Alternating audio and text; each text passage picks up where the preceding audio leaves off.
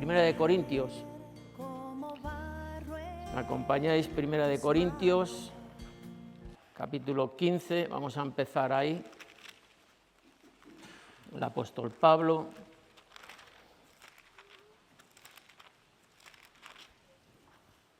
Versículos 3 y 4. Primera de Corintios, capítulo 15, versículos 3 y 4. Estos dos versículos que expone el apóstol Pablo son dos verdades fundamentales donde se sostiene la fe y el evangelio del cristianismo, ¿no?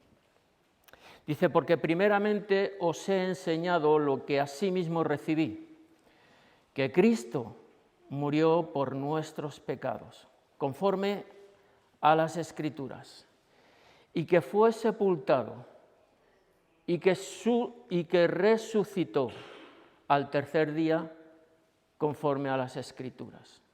Bueno, claro, si nos enfocamos en lo que queremos o lo que pretendo transmitiros de la importancia que es la resurrección de Jesús en la cristiandad, indudablemente tenemos que hacer un paréntesis, porque para que haya una resurrección, primeramente tiene que haber, ¿qué?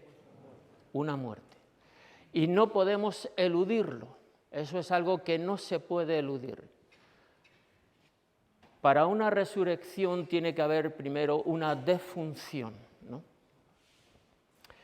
Nosotros entendemos el pasaje porque ya hemos estudiado la Biblia, porque ya conocemos el propósito de nuestro Dios soberano sobre todas las cosas, de mandar a su Hijo a realmente ponernos por medio de Él en la debida relación con Dios, ¿no?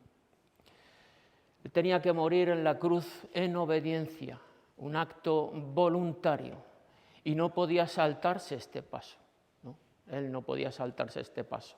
Y es algo que no es que ahora en el Nuevo Testamento podamos tener ese conocimiento o esa revelación. Ya en el Antiguo Testamento, me gusta el apóstol Pablo cuando trata estos dos temas, tanto la muerte del Señor como su resurrección, que el apóstol Pablo enfoca en todo momento conforme a lo que está escrito, ¿no? Y me gustaría ir, para darle cuerpo o base a la muerte del Señor, vamos a ir a Isaías.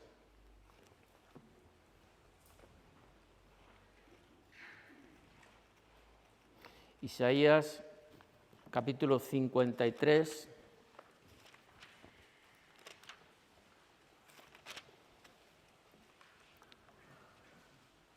Vamos a leer versículos 5 al 9.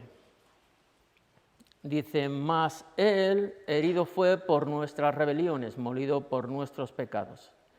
El castigo de nuestra paz fue sobre Él y por su llaga fuimos nosotros curados. Todos nosotros nos descarriamos como ovejas, cada cual se apartó por su camino, mas Jehová cargó en Él, está hablando de Jesús, ¿no? Mas Jehová cargó en Él el pecado de todos nosotros. Angustiado Él y afligido no abrió su boca, como cordero fue llevado al matadero. Y como oveja delante de sus trasquiladores enmudeció y no abrió su boca. Por cárcel y por juicio fue quitado. Y su generación, ¿quién la contará?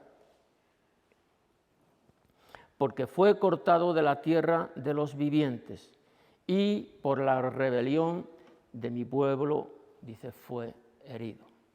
Está hablando de la muerte del Mesías, está hablando de la muerte de Jesús, ¿no?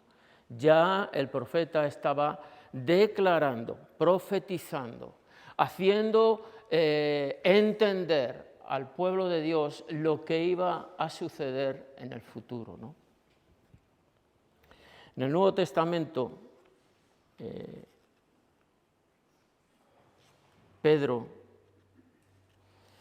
vamos a ir al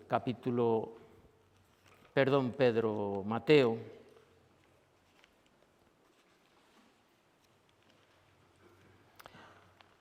Mateo 26.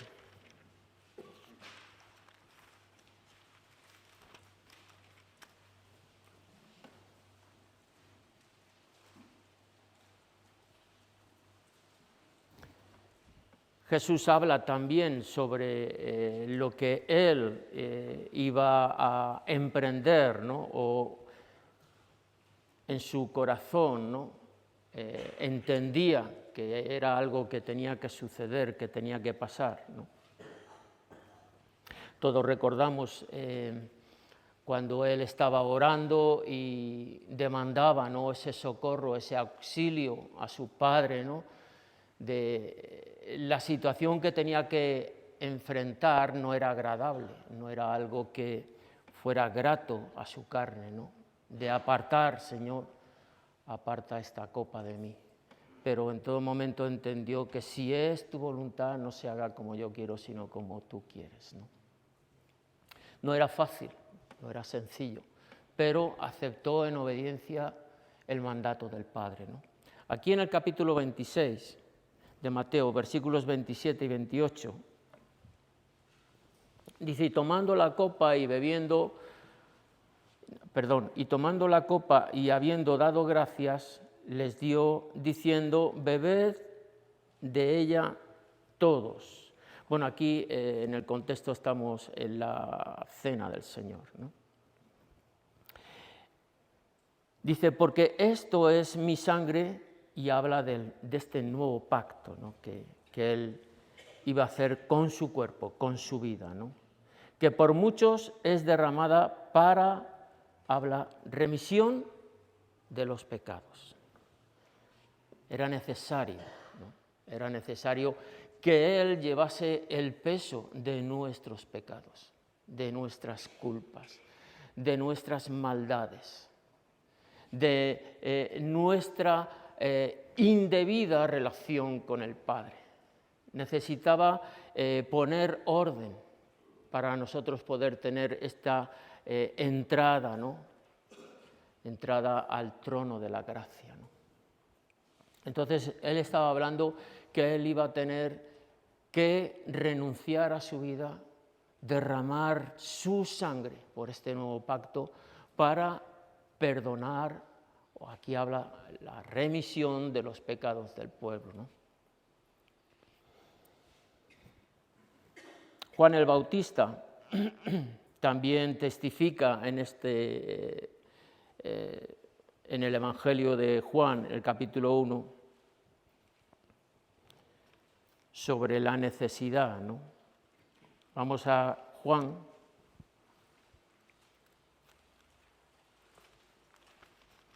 capítulo 1, versículo 29. Testifica sobre Jesús y él entiende su función, ¿no?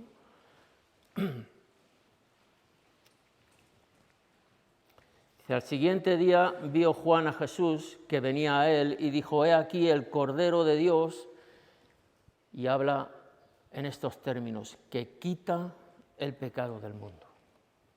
Bueno, creo que es algo que es necesario entender, ¿no?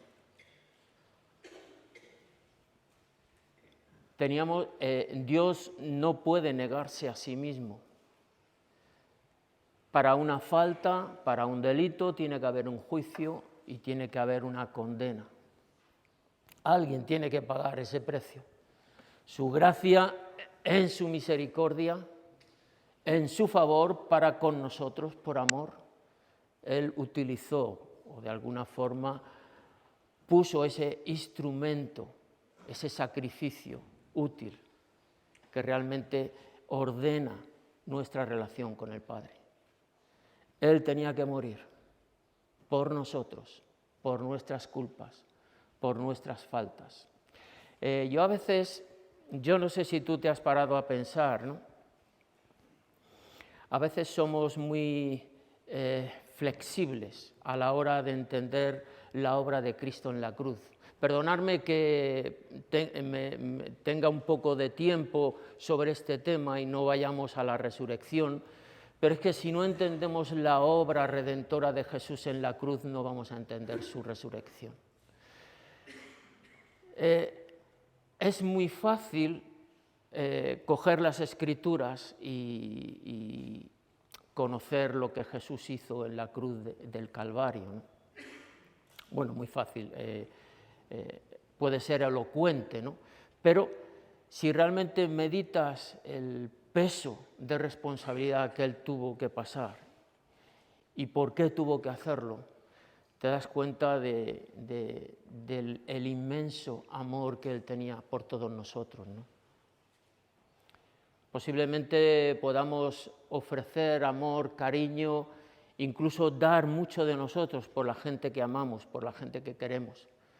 Pero ya cuando la gente es desconocida, cuando la gente ya no forma parte de nuestro entorno, dar nuestra vida por esas personas se nos escapa un poco de nuestro concepto y entendimiento, ¿no? Él lo hizo por toda la humanidad. Lo hizo por ti, por mí, por toda la humanidad. No buscó excusas. Él derramó su sangre para que tú y yo hoy pudiésemos ser redimidos. Amén. Habla que fue sepultado, vamos a regresar a 1 Corintios, el capítulo 15.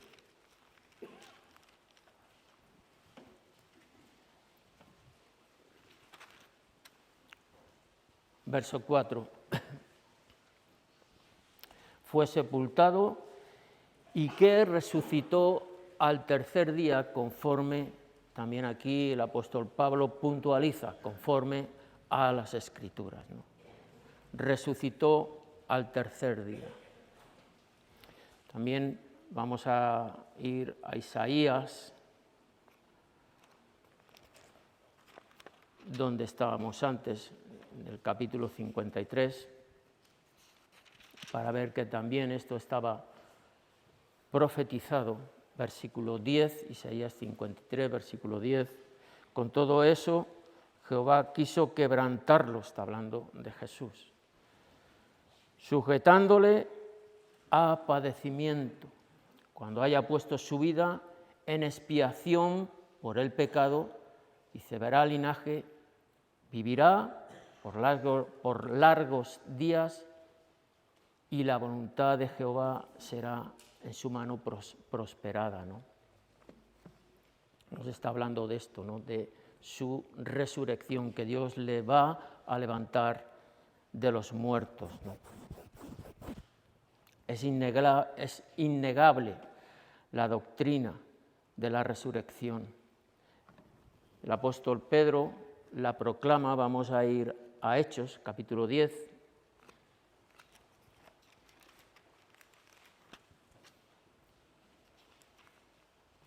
Aunque ya en el libro de los Hechos, Pedro también hace referencia a esto, ¿no? A la importancia de la resurrección del Señor, pero he preferido el capítulo 10, creo que lo expresa un poco en el contexto un poco más amplio. Versículos 39, todos conocemos esta historia de Pedro y Cornelio.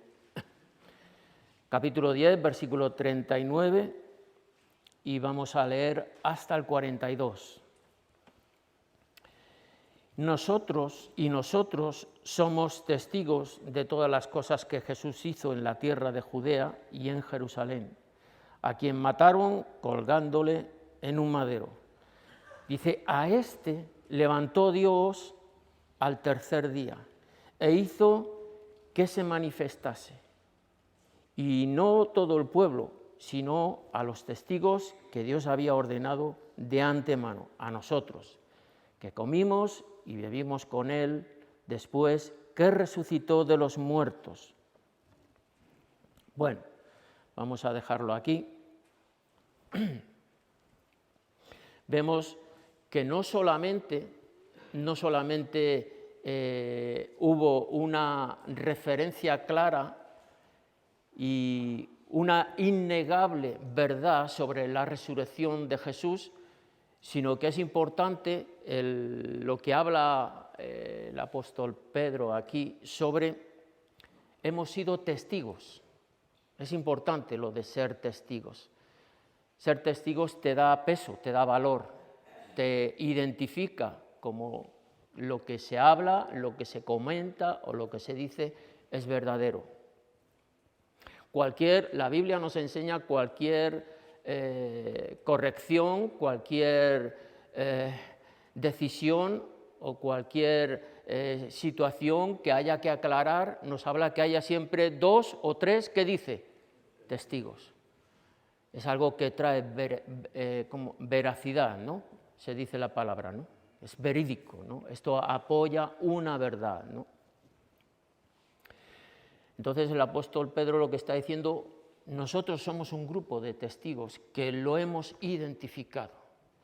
Hemos visto al Señor morir, hemos visto al Señor ser sepultado y hemos visto al Señor ser resucitado. Amén. Es algo que ellos vivieron, que ellos entendieron, que ellos conocieron y fueron partícipes de ello, ¿no? Entonces vemos que aquí habla en este peso de verdad, ¿no? Habla en un sentido en el cual no hay ninguna duda, aunque intentaron, por supuesto, si leemos los evangelios, entendemos que siempre el movimiento religioso de aquellos años y las autoridades intentaron tapar, intentaron ocultar, ¿no? Este evento tan precioso y tan sublime, ¿no? Un milagro descomunal en aquellos tiempos, ¿no? Pero el cuerpo del Señor jamás fue encontrado en la tumba. Él resucitó. Gloria a Dios.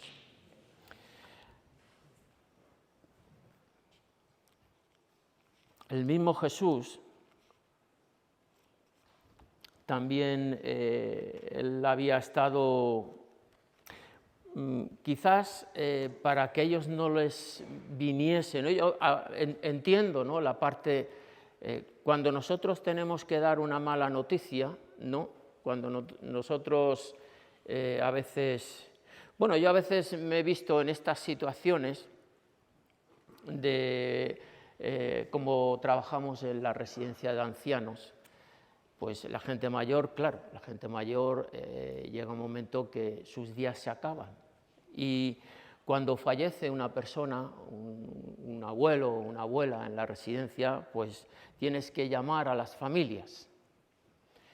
Y claro, lo que tienes que declararles o lo que tienes que ponerles en conocimiento ha sido la situación de su padre o su madre, ¿no? No es grato el tener que dar este tipo de noticias. Y entonces intentas ya antes, si el señor no ha sido, la señora no ha sido una muerte repentina, que ya lleva unos días enfermo o mal, pues ya también vas preparando. Bueno, pues que el abuelo ya es muy mayor, es que el abuelo ya es una persona que ya tiene muchos achaques y bueno, ir pensando que cualquier día, pues hombre, y ya vas preparando, ¿no? A no ser que haya sido algo repentino, ¿no?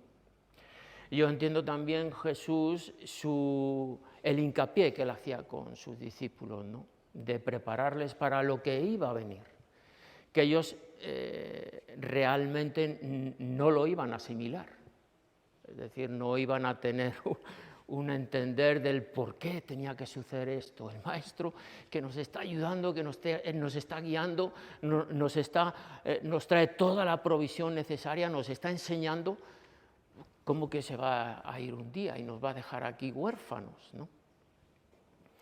Entonces, claro, te ves en esa situación de que intentas preparar el terreno, ¿no? Y Jesús lo hacía también con sus discípulos. El capítulo, vamos a ir un momento a Lucas, vamos a Lucas, capítulo 9.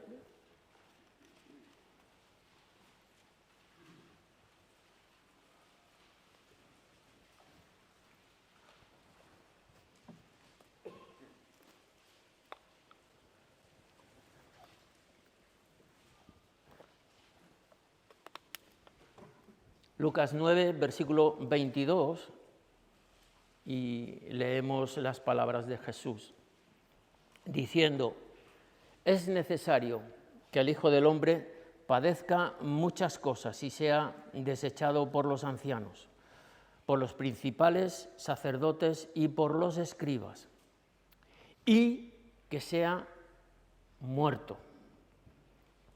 Bueno, esto es un shock, seguramente para los discípulos, ¿no? Pero luego él añade: y resucite al tercer día, ¿no?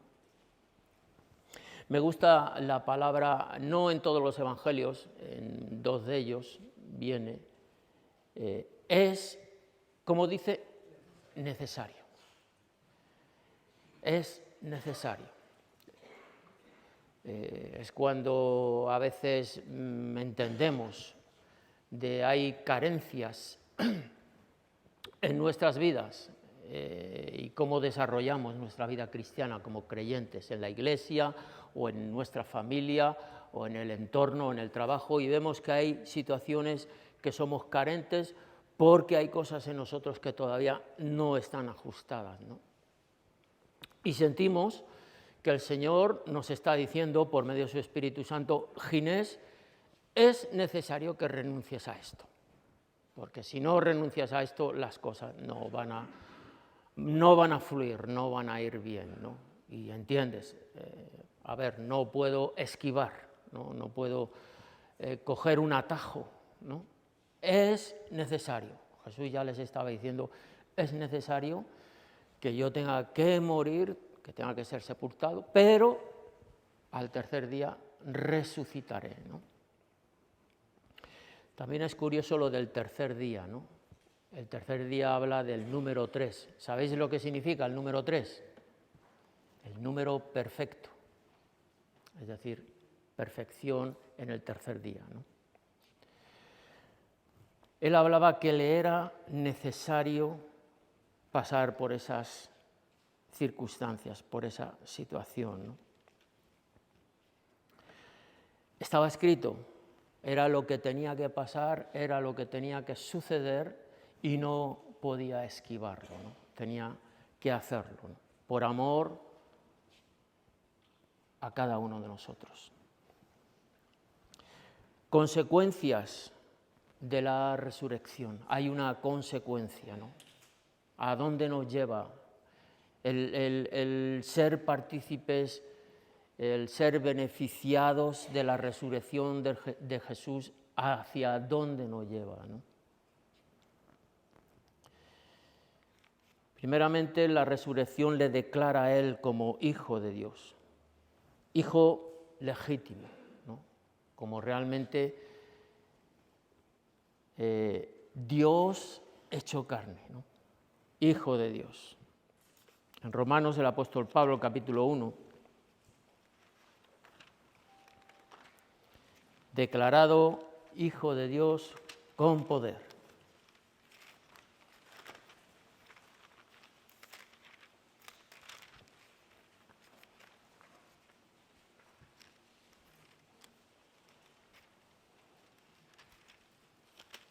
Bueno, tenemos que también meditar que no todos aceptaban que Jesús era el Hijo de Dios. Para algunos era una blasfema. ¿Os acordáis, no? Lo que habla los evangelios, ¿no? Era una herejía declararse Hijo de Dios. El apóstol Pablo aquí en el capítulo 1 de Romanos, versículo 3 al 4, acerca de su Hijo, nuestro Señor Jesucristo, que era del linaje de David según la carne, que fue, como dice, declarado Hijo de Dios con poder según el Espíritu de Santidad. ¿Por qué motivo? La resurrección de entre los muertos. Nos está hablando de que Él en su resurrección ya fue declarado indiscutiblemente, sin ningún tipo de duda, que era Hijo de Dios. ¿Quién tiene poder para resucitar a la gente de los muertos? Solo el soberano Dios y Padre de toda creación. Solamente Él, ¿no? Entonces fue declarado Hijo de Dios, ¿no? Hijo de Dios y declarado en poder, ¿no? En Mateo 28,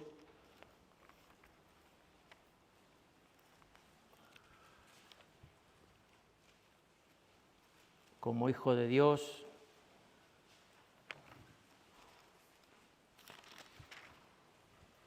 en la Gran Comisión, también se ha hablado estos días de ello. Mateo 28, versículo 18, después de su resurrección, cuando Él aconseja o de alguna forma da las últimas instrucciones antes de ascender al Padre, antes de aconsejar a los discípulos, Él toma su autoridad. Versículo 18, y Jesús se acercó y les habló diciendo, toda potestad, toda autoridad, ¿no? Todo poder, toda autoridad me es dada, y dice, en el cielo y en dónde, y en la tierra. Entonces, si Dios tiene poder para levantar, para dar vida a los muertos, para levantar al que estaba muerto y darle vida, Jesús también lo tenía.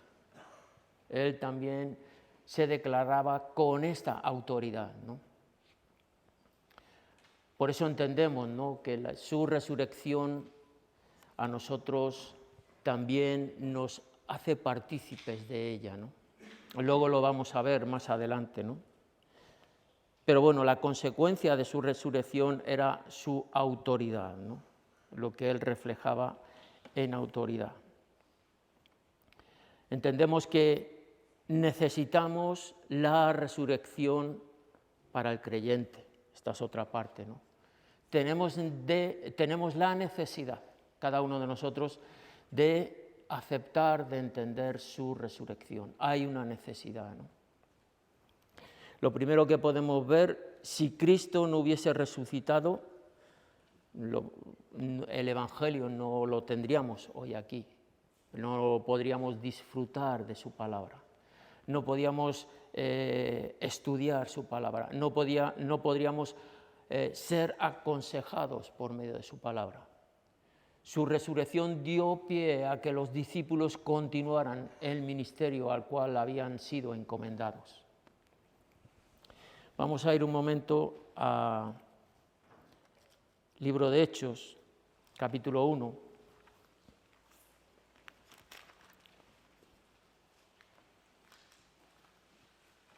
Hechos, capítulo 1.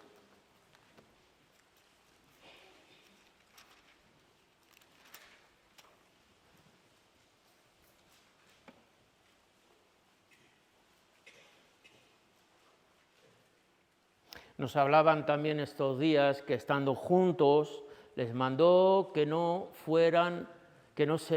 fueran, de Jerusalén, sino que esperasen la promesa del Padre, la cual les dijo, y oísteis de mí, ¿no? Tenían que esperar, ¿no? Aquí ya estamos, si nos enfocamos en la historia, ya Jesús está resucitado, ya Él ha resucitado, ¿no? Y ya está dando una ordenanza, ya está dando una serie de consejos a los discípulos, ¿no? En el versículo 8, es donde yo quiero ir, Hechos capítulo 1, versículo 8, dice, pero recibiréis poder cuando haya venido sobre vosotros el Espíritu Santo, y me seréis testigos en Jerusalén, en toda Judea, en Samaria, y hasta en lo último de la tierra, ¿no? Esto entendemos que por medio de ese poder, por medio de su resurrección, porque también nos damos cuenta que en Juan, no lo busquéis, en el capítulo 16, versículo 7, les decía Jesús a sus discípulos, esto es importante, yo necesito ir al Padre, porque si no fuere al Padre, no recibiréis el Consolador, el Espíritu Santo. Entonces era necesario que Él fuera al Padre para que ellos fueran revestidos del poder del Espíritu Santo y tuvieran la capacidad de poder ministrar lo que Jesús estaba poniendo en sus manos. ¿Entendemos? Por eso habla de recibiréis poder de lo alto y cuando haya poder de lo alto en vosotros, entonces seréis capaces de poder ir por todo el mundo y predicar las buenas noticias del plan de salvación de nuestro Señor Jesucristo. Amén. Cuando ellos empiezan a hacer esta labor, cuando ellos empiezan a ejercer este llamado, es cuando empezamos a entender de que hay un escrito, de que hay poner en papel todas estas actividades que ellos hacían y todas las enseñanzas que Jesús les había dado. Esto con el tiempo, pues ahora le damos gracias a Dios, porque ahora podemos tener una Biblia en nuestras manos, ¿verdad? Podemos tener una Biblia, podemos leer la palabra de Dios, podemos ser enseñados por medio de la palabra de Dios y podemos darnos cuenta cuál es el precioso plan del Señor para nuestras vidas. Entonces, gracias a su resurrección, que por medio de su resurrección Él marchó al Padre, pero importante, cuando Él marchó, mandó el Espíritu Santo para que nos capacitara o para que capacitara en aquellos tiempos a sus discípulos y poder ejercer ese discipulado necesario para que la palabra de Dios fuera predicada y fuera manifestada en todo el mundo hasta el día de hoy. ¿Sí? Entonces, la resurrección, gracias a su resurrección, hoy podemos tener las buenas noticias en nuestras manos.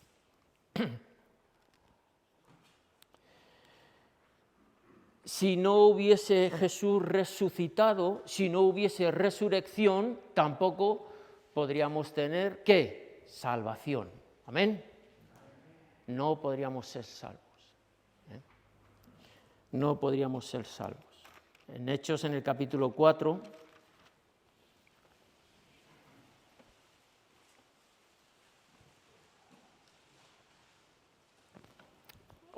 bueno, 4, 11 y 12, dice, este Jesús es la piedra reprobada por vosotros, los edificadores, la cual ha venido a ser cabeza del ángulo.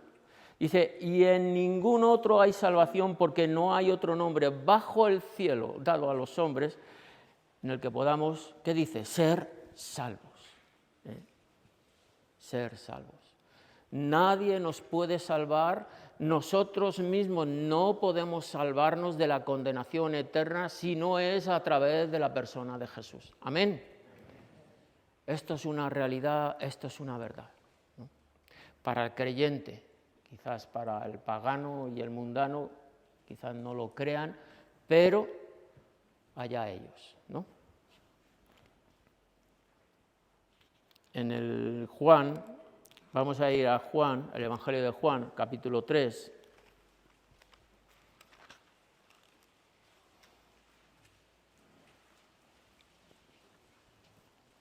Jesús habla también sobre esto, ¿no? Habla sobre Él mismo, sobre este instrumento de salvación y para salvación, ¿no? El capítulo 3, versículo 17. Seguramente este pasaje lo hemos leído infinidad de veces, ¿no? Dice, porque no envió Dios a su Hijo al mundo para condenar al mundo, sino para que el mundo, ¿qué dice? Sea salvo por él. Ese otro, de alguna forma, otro beneficio importante, fundamental, ¿no? Gracias a su resurrección, hoy yo puedo ser salvo. Hoy tú puedes salvar tu alma, gracias a su resurrección. Qué bueno.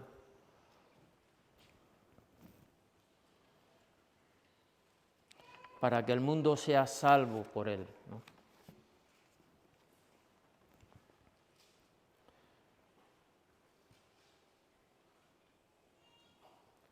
Sin la resurrección del Señor, tampoco tendríamos una esperanza de futuro, tampoco tendríamos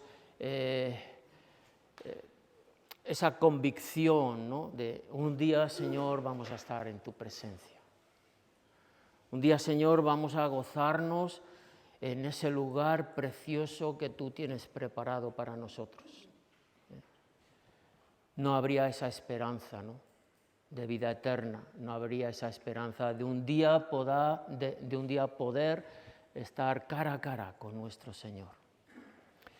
El apóstol Pablo, vamos a ir al capítulo 15 de Primera de Corintios.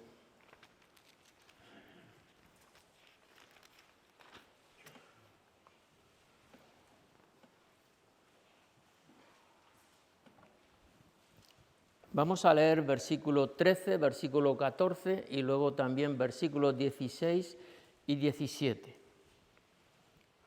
Bueno, si nos ponemos un poco en el contexto, el apóstol Pablo aquí habla un poco a los corintios, ¿no?, porque había ciertas deficiencias doctrinales, ¿no?, sobre el Evangelio de nuestro Señor Jesucristo y en este tema, sobre la resurrección de los muertos, ¿no? Había algún grupo en la iglesia, en Corinto, que no aceptaba o que no estaba de acuerdo con la doctrina de la resurrección, ¿no?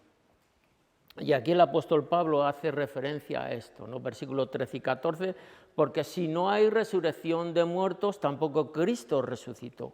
Y si Cristo no resucitó, vana es entonces nuestra predicación y vana es también, ¿qué dice?, nuestra fe, ¿no?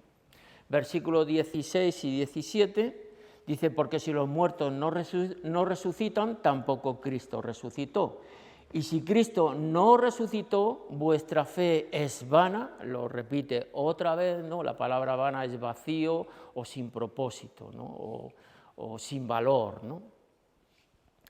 Dice, y aún estáis, ¿cómo dice?, en vuestros pecados. Es decir, si Cristo no resucitó, seguimos condenados, ¿sí? Seguimos condenados por nuestros pecados.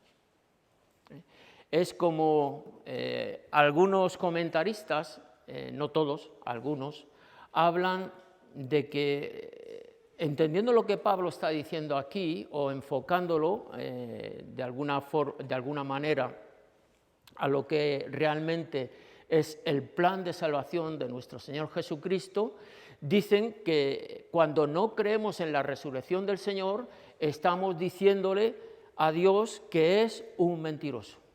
¿Sí? Estaba leyendo, cuando estaba ahí remarcando algunos apuntes, estaba leyendo esto. Digo, mira, esto coincide plenamente en el sentido de no creer en la resurrección de nuestro Señor Jesús. Dice, Señor, digno eres de recibir la gloria, porque tú creaste, de recibir la gloria y la honra y el poder, porque tú creaste todas las cosas y por tu voluntad existen y fueron creadas.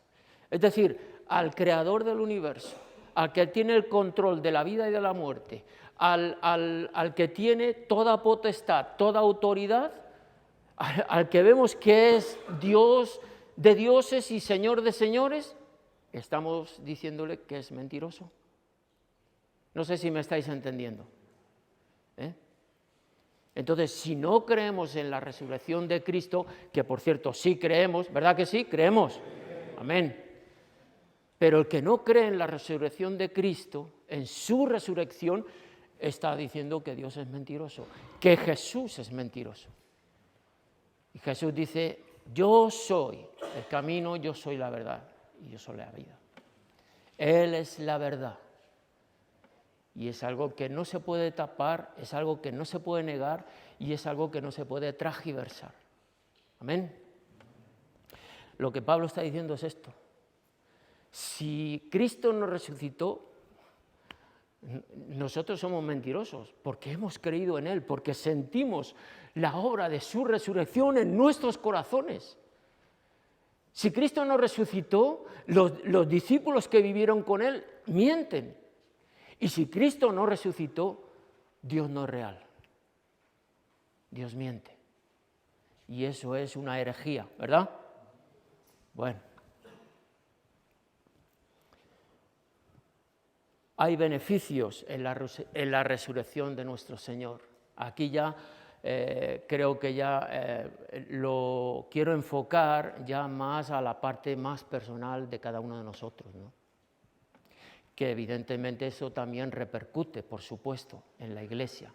Porque si nosotros somos edificados en amor y en fe, la Iglesia también es edificada, porque la Iglesia la componemos todos. Todos somos miembros de la Iglesia, somos el cuerpo de Cristo, somos su novia. Si nosotros somos edificados en su resurrección, la Iglesia también lo es. Hay beneficios de su resurrección. Él es. Vamos a ir a una declaración que Jesús hace en Juan. Vamos a ir a Juan, capítulo 11.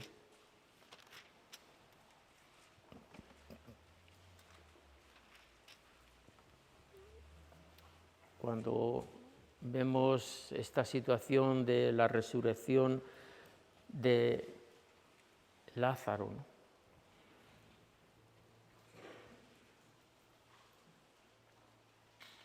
Cuando él se autoproclama, ¿no?, de lo que él es.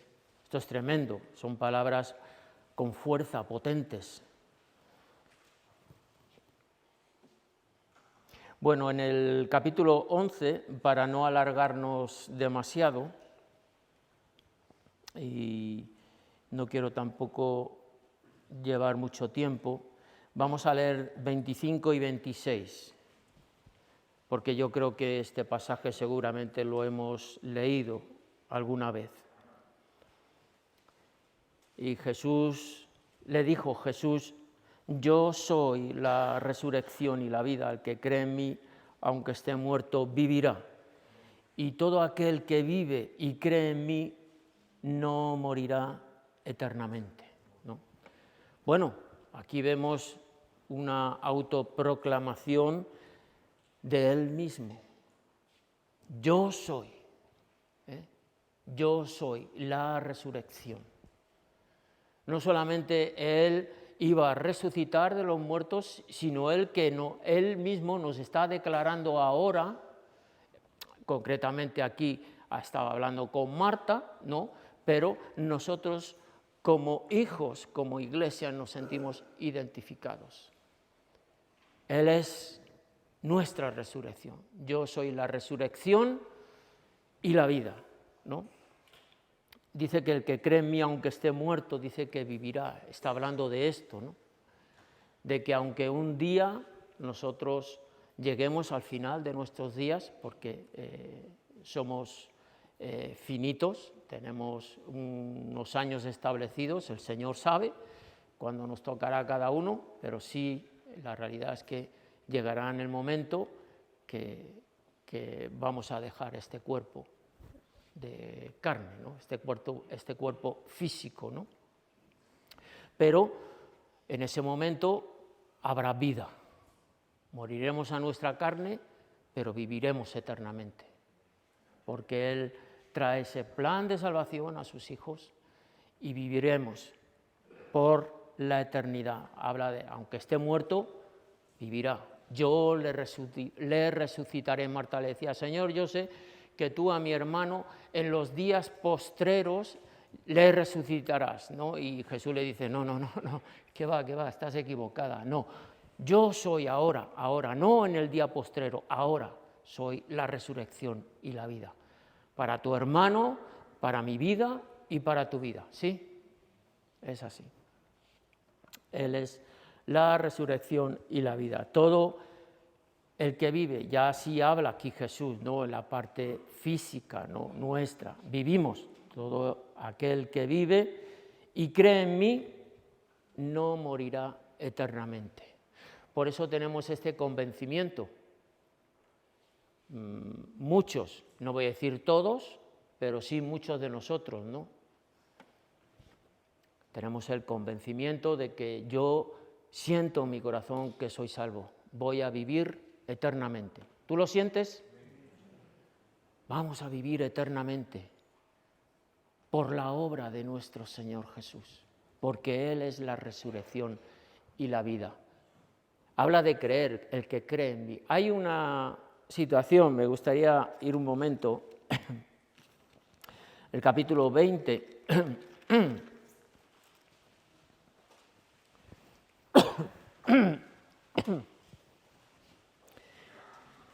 aquí donde estamos, Juan capítulo 20,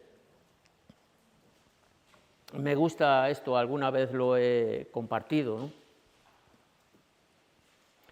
El primer día de la semana, María Magdalena fue de mañana, siendo aún oscuro, al sepulcro. Bueno, vemos que fue al sepulcro y vio la piedra que estaba apartada, y luego fue corriendo y avisó a Simón y a su otro discípulo, concretamente Juan.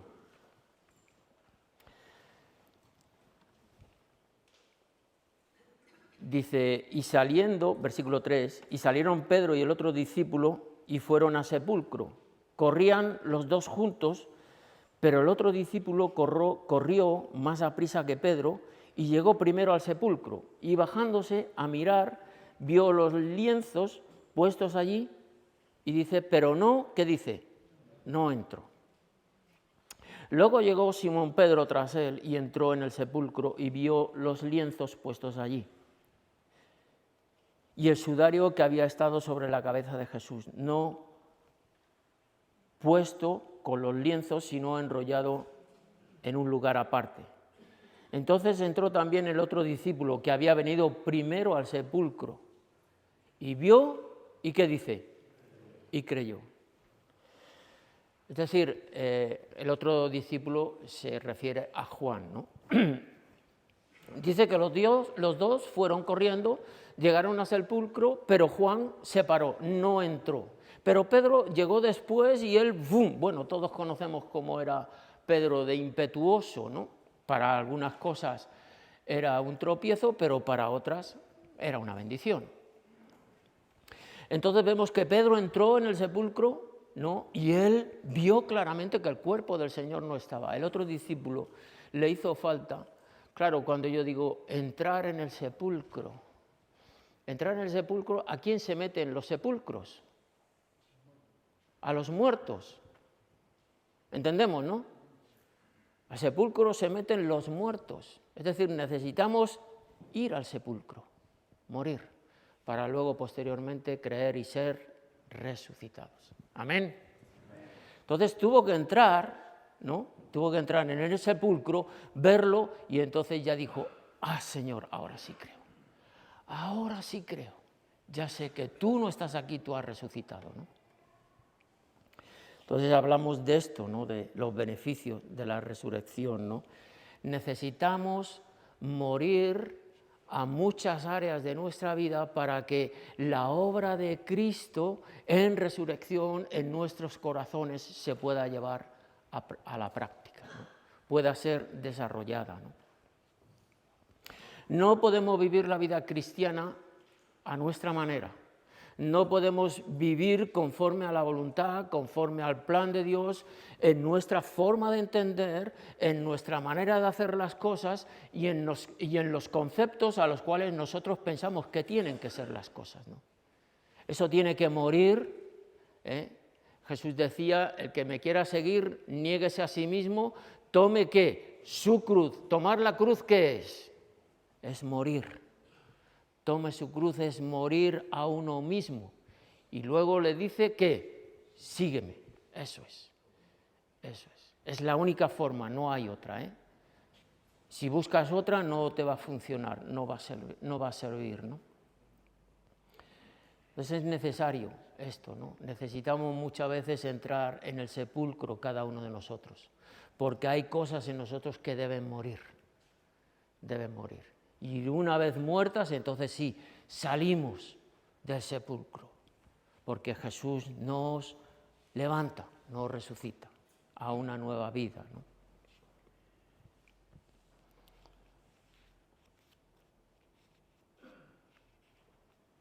habla Juan, vamos a ir a Juan, el capítulo 6. Dice que el discípulo entonces vio que no estaba Jesús y creyó. Y creyó. Juan capítulo 6. Y esta promesa quiero que la atesores en tu corazón y la tengas siempre por verdad en tu vida. Juan capítulo 6, versículo 47. De cierto os digo, el que cree en mí, ¿qué dice? Tiene vida eterna. El que cree en mí tiene vida eterna. Atesóralo en tu corazón. Por eso hablaba Jesús de que cuando hablaba a Marta en el capítulo 11, que todo aquel que vive y cree en mí, ¿qué dice? No morirá eternamente. No morirá eternamente. Ahora sí podemos hacernos esta pregunta. ¿Creemos esto? ¿Amén? ¿Creemos esto?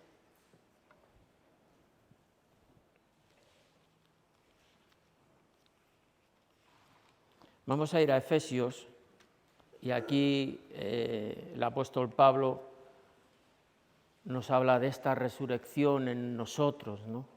En nuestras vidas, ¿no? Aunque estamos vivos, pero resucitamos o nacemos de nuevo, ¿no? La palabra resurrección significa renacimiento o volver a la vida, ¿no? A una nueva vida. El apóstol Pablo en la carta a los Efesios,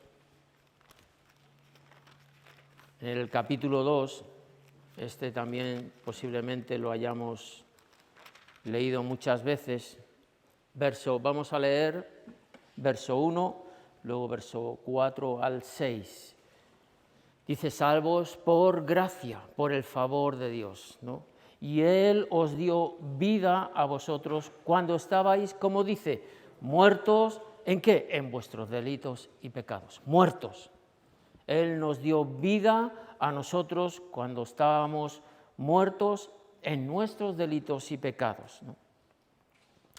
Verso 4, 5 y 6. Pero Dios, que es rico en misericordia, por su gran amor con que nos amó, aun estando nosotros muertos en pecados, nos dio vida juntamente con Cristo. Por gracia sois salvos. Y juntamente con Él, ¿qué dice? Nos resucitó. Nos resucitó. Y asimismo nos hizo sentar en los lugares celestiales con Cristo Jesús. Nos está hablando de esto, ¿no? De que Él nos resucita a una nueva vida o nos hace nacer de nuevo, ¿no? Estábamos muertos en nuestra manera de vivir, en nuestras conductas, en nuestros pecados, muertos, condenados en el infierno, pero por su gracia, por su bondad, por su resurrección nos hizo renacer. Nos resucitó a una nueva vida. Cuando habla de nos resucitó a una nueva vida, estamos hablando de una vida ¿cómo? Espiritual, ¿no? No una vida pagana, no una vida mundana, no una vida carnal, sino una vida espiritual. Jesús hablaba, acordaos, lo hemos leído infinidad de veces con Nicodemo. De cierto te digo que si no naces del agua y del Espíritu, no vas a poder, ¿qué dice? Entrar en el reino de Dios. No vas a poder disfrutar, no vas a poder ser partícipe de la gloria de Dios en tu vida. Amén. Habla en estos términos, ¿no? Entonces, la resurrección de Cristo nos da esta opción, esta oportunidad, ¿no? A una nueva vida espiritual. También la resurrección de Cristo nos hace partícipes a una esperanza viva y a una herencia eterna, ¿no? Esto lo podemos ver en el capítulo Primera de Pedro. Vamos a Primera de Pedro. Primera de Pedro, capítulo 1. Vamos a leer, sí, lo leemos entero, del 3, Primera de Pedro, capítulo 1, 3 al 5. Bendito el Dios y Padre de nuestro Señor Jesucristo, que según su grande misericordia nos hizo, aquí otra vez la palabra, renacer. Amén. Nos hizo renacer para una esperanza viva. ¿Cuál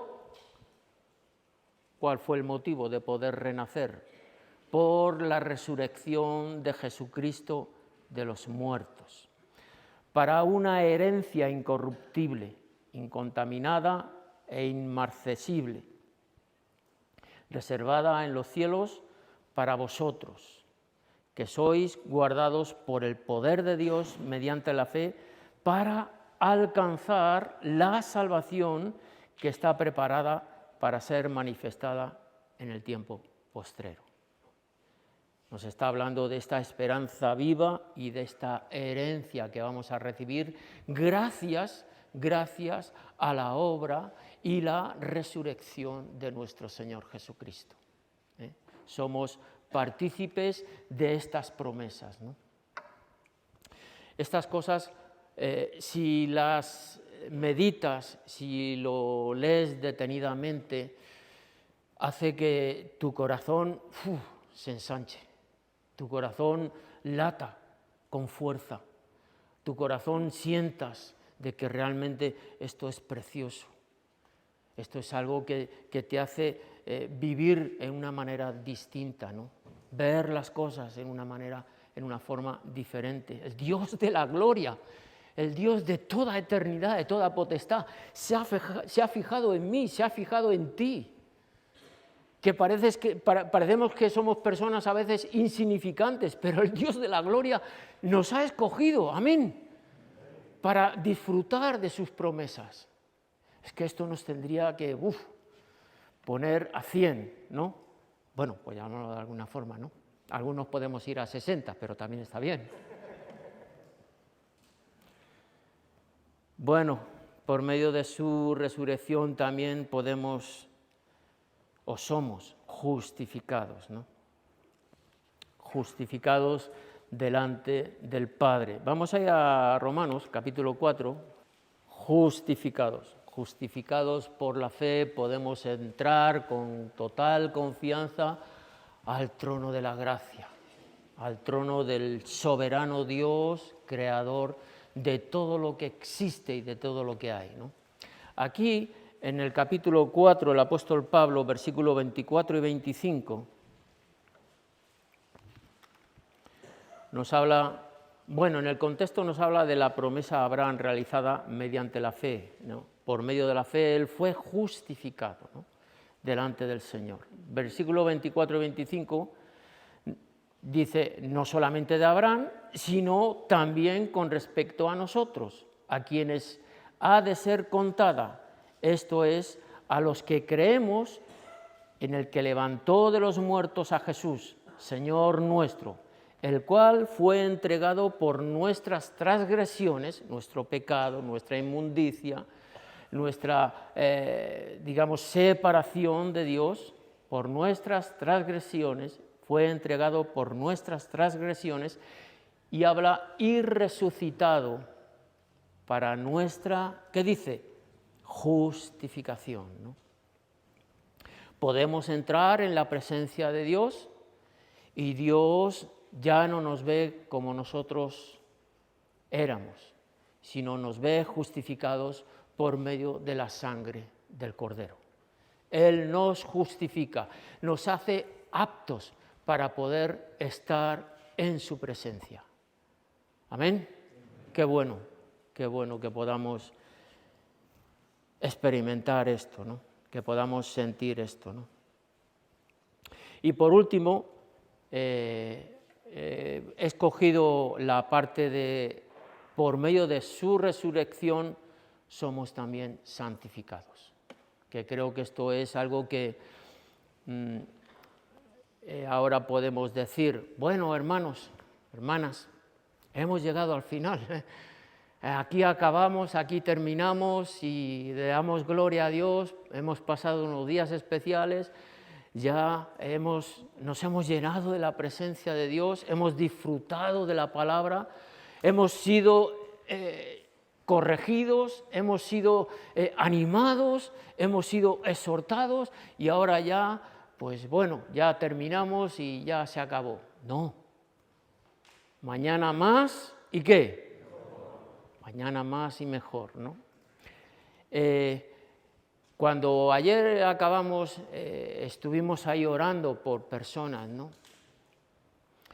Y yo sentía en mi corazón, cuando oraba la verdad es que estuvo muy bonito, muy guapo, fue enriquecedor, ¿no? Porque te das cuenta cómo Dios obra en los corazones quebrantados, cómo Dios trae pues ese quebrantamiento, ese deseo de yo no quiero ser más como yo era, yo quiero que Cristo haga un milagro. Amén. Y hubo personas que desearon un toque del Señor en sus vidas, ¿no? Y yo les decía, ¿no? Después de orar con ellos, algunos les decía, pero hoy hemos recibido a Jesús, hoy sentimos su amor, su gozo y su paz, hoy le hemos reconocido como nuestro Dios, como nuestro Señor, como nuestro Salvador, pero mañana cuando te levantes tenemos que seguir con esta misma convicción, amén. Y pasado igual, y al otro, y al otro, y al otro, ¿no? Entonces esto es con lo que yo quiero terminar, ¿no? Con en su resurrección somos santificados. La palabra santificado es apartado para un propósito que Dios tiene para nuestras vidas, ¿sí? Entonces, si hemos nacido de nuevo, si nos hemos entregado al Señor, es para realmente vivir conforme a su plan, conforme a su voluntad y para su gloria, ¿sí? Y quiero terminar, vamos a ir a Colosenses capítulo 3, versículos 1 y 2. Dice así, si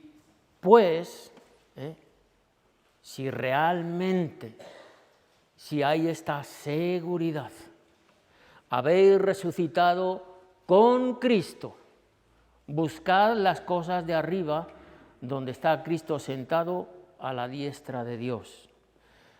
Dice versículo 2, poner la mirada en las cosas de arriba y no, ¿en dónde dice? En las de la tierra. Este es el proceso de santificación.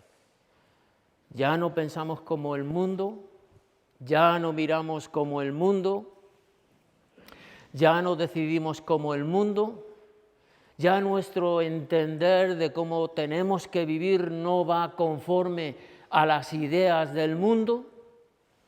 Nos está diciendo, si habéis resucitado juntamente con Cristo, nuestra mirada, ¿dónde tiene que estar? ¿En el mundo? No. ¿Hacia dónde? Hacia arriba, hacia el Padre, a las cosas del reino de Dios, a las cosas espirituales. Por eso habla, no pongáis la mirada en las cosas del mundo, sino en las de arriba, en los cielos. No vivimos conforme a las corrientes del mundo, vivimos conforme a la mente de Cristo, vivimos conforme al plan que el Señor tiene declarado para cada uno de nosotros. Ese debe ser nuestro deseo, esa debe ser nuestra convicción y ese es nuestro día a día, día a día. Señor, hoy quiero depender de ti, hoy quiero que tú ilumines mi mente, mi corazón para verte, para conocerte, para servirte. Y cuando llega la noche y nos vamos a la cama a descansar, Señor, gracias. Mañana, Señor, hoy quiero mirarte a ti, quiero depender de ti. quiero conocerte, quiero que me hables, quiero que me digas cómo hacer las cosas, quiero servirte con todo mi corazón. ¿Sí? Esto es vivir santificado para el Señor.